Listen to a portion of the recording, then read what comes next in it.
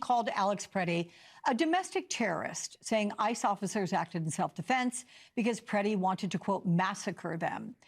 But an officer removed Preddy's gun before two other officers opened fire, and videos appear to contradict the administration's account. So how do you respond to the administration's version of events?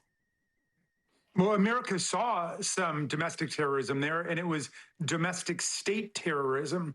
It was the government engaged in the suppression of speech, in the suppression of assembly, in the suppression of the press, in the suppression of the right to petition for a government for redress of grievances.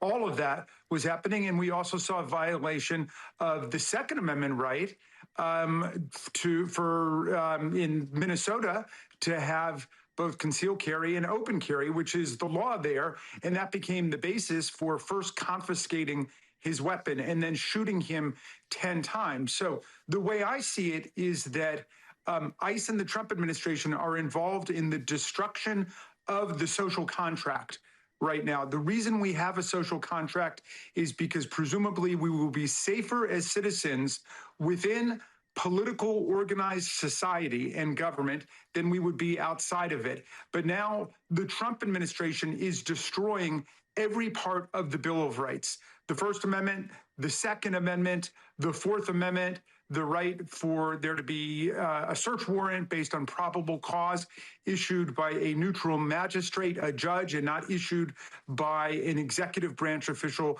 reporting to the president. The Fifth Amendment, which protects our life, our liberty, our property against deprivation without due process of law, all the way through the Ninth Amendment, all the rights of the people that are considered fundamental, and the 10th Amendment, the rights of the states fundamentally to govern. I mean, who really does law enforcement in America? Overwhelmingly, it's state and local government that protect us against murder, rape, armed robbery, assault, and so on. That's not what ICE does.